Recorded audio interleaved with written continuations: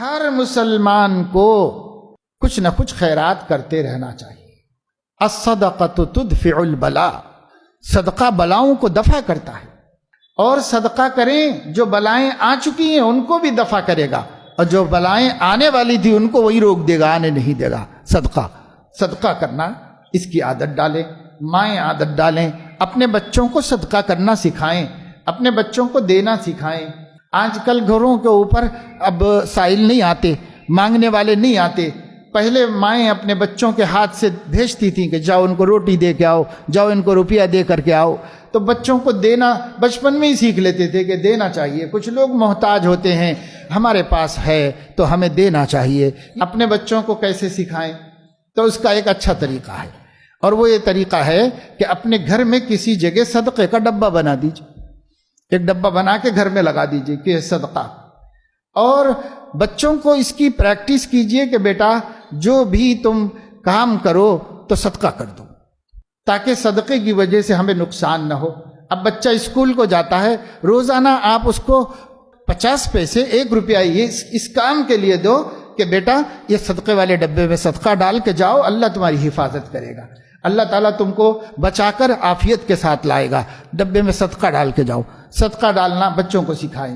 گھر میں کسی کے بارے میں خبر آئی کہ فلاں بیمار ہیں، طبیعت ناساز ہے، ہاسپٹل میں شریک کیا گیا، فوراً آپ کو یہ خبر پہنچتے ہی 2 روپے لے جاؤ، صدقے کے ڈبے میں ڈال دو۔ اللہ میری فلاں بہن، میری بہو، میری جو ہے بھائی کوئی بیمار ہو، کسی کی اطلاع آتی، روز خبریں آتی رہتی ہیں فونوں پہ، اطلاع ایک دوسرے کو، فوراً لے جا کے صدقہ ڈالو۔ صدقہ بلاؤں کو ٹالتا ہے، صدقے کا انتظام ہی نہیں ہے، اس وجہ سے صدقہ نہیں ہو رہا۔ اور پہلے زمانے میں سائلین آتے تھے، ہمارے اوپر احسان کرتے تھے، صدقہ دینا عام تھا، صدقہ دے دے کر لوگ مصیبتوں سے محفوظ تھے۔ اور اس زمانے میں صدقہ دینے کے اسباب نہیں، اس لیے عورتیں تو بالخصوص صدقہ کرتی ہی نہیں۔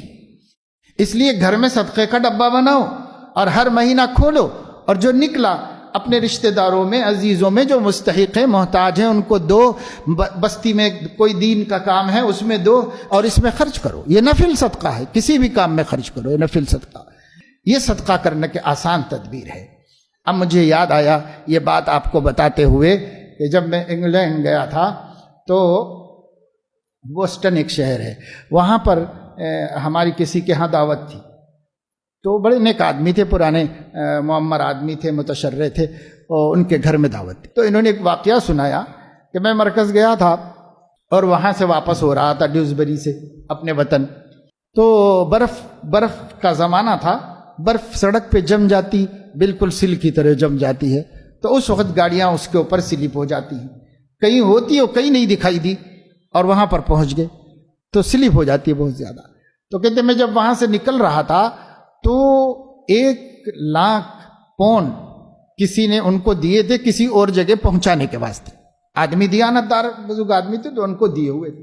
انہوں نے گاڑی میں رکھ لیا اور گاڑی میں نکل گئے۔ تو کہتے رات کا وقت تھا، اندھیرا ہو رہا تھا، ایک جگہ میری گاڑی برف پہ چڑھ گئی، بے قابو ہو گئی اور پلٹ گئی۔ میں حیران پریشان ہو گیا۔ مجھے سب سے زیادہ ڈر اس کا ہو رہا تھا کہ کسی کی بہت بڑی رقم میرے ساتھ ہے، یہ رقم کا کوئی ڈاکو لے لے، کوئی چور لے لے، کیسے، اس کا ڈر برابر مجھے لگ رہا تھا۔ اور الحمدللہ میں محفوظ تھا، لیکن نکل نہیں پا رہا تھا۔ اللہ کا کرنا کہ پیچھے ہی جو گاڑی تھی وہ کسی لیڈی ڈاکٹر کی تھی، اس نے اپنی گاڑی روکی اور اس کو قابو بھی کیا، اور اس کے بعد آ کر کے ایمبولینس بلوائی اور ان کو کہا کہ آپ اسی حالت میں رہیں، حرکت نہ کریں جب تک ایمبولینس نہ آ جائے، اور کچھ ہدایات دیں، کچھ تدبیریں۔ اس کے بعد ایمبولینس آئی، ان لوگوں نے اپنی ترتیب سے، تدبیر سے ان کو نکالا، بالکل بھلے چنگے تھے، خراش بھی نہیں آئی کچھ ان کے اندر، اور وہ جو اماؤنٹ تھا وہ بھی اسی طرح محفوظ تھا۔ پھر ہاسپٹل لے جائے گئے اور چیک کیا گیا، مکمل کچھ بھی نہیں ہوا ہے، انہیں لا کے گھر پر پہنچا دیا گیا۔ پھر انہوں نے کہا کہ ایک دفعہ ایسا ہوا کہ مجھے فجر کی نماز کے بعد بہو اور بیٹا یہ کہہ کر نکلے کہ وہ پرانے سامان کا بازار لگتا ہے، جیسے جمعرات بازار لگتا ہے نا، ایسے وہاں بھی لگتا ہے، تو کچھ ضرورت کی چیزیں ہیں، ہم تلاش کر لیتے ہیں جا کر کے۔ تو یہ کہہ کر نکلے بہو بیٹے، اور میں لیٹ گیا، آرام کر لیا۔ پھر ہمارے پاس فون آیا اور ہمیں بتایا کہ آپ کے بچے کی گاڑی کا ایکسیڈنٹ ہو گیا ہے اور فوراً پہنچیے فلاں ہاسپٹل۔ تو بیوی نے مجھے اٹھایا، تو انہوں نے کہا کہ میں نے اٹھتے ہی پہلی بات یہ خبر سن کر بیوی سے پوچھی کہ کیا بچے جاتے وقت صدقہ ڈال کر گئے تھے؟ کیونکہ انہوں نے بتایا کہ دیکھیے یہاں ڈبہ لگا ہوا ہے ہمارا، جس جگہ وہاں سردی کے 2 دروازے ہوتے ہیں، تو ایک گھر میں آنے کا دروازہ، ایک باہر سے اندر آنے کے بعد وہاں شوز اسٹینڈ اور کوٹ اسٹینڈ سب وہاں بنا ہوتا ہے، کیونکہ سردیوں کی وجہ سے سب سامان وہاں رکھنا پڑتا، وہیں پر ڈبہ بھی لگا دیا ہے۔ تو میں نے بیوی سے پوچھا کہ کیا بچوں نے جاتے وقت میں صدقہ ڈالا تھا ڈبے میں؟ تو کہا ہاں ڈالا تھا۔ تو کہتے ہیں کہ دسترخوان بچھاؤ، ناشتہ نکالو، جائیں گے انشاءاللہ، جلدی نہیں ہے کچھ بھی، میں ناشتہ واشتہ کرتا ہوں، دوائی وغیرہ کھا لیتا ہوں، اس کے بعد چلتے ہیں، کوئی بات نہیں ہے، کیونکہ اگر انہوں نے صدقہ نکالا ہے تو انشاءاللہ کچھ بھی نہیں ہوا ہے، ہم اطمینان سے رہیں، ناشتہ واشتہ کر کے جائیں گے۔ چنانچہ وہ لوگ بیٹھے، ناشتہ کیے اور گئے۔ راستے میں گاڑی پڑی ہوئی تھی، بالکل ایسی کہ شاید اس میں کوئی بھی زندہ نہیں ہوگا، لیکن ہاسپٹل پہنچے تو بالکل ہوش میں، حواس میں تھے، کوئی معمولی سی خراش بھی نہیں آئی تھی۔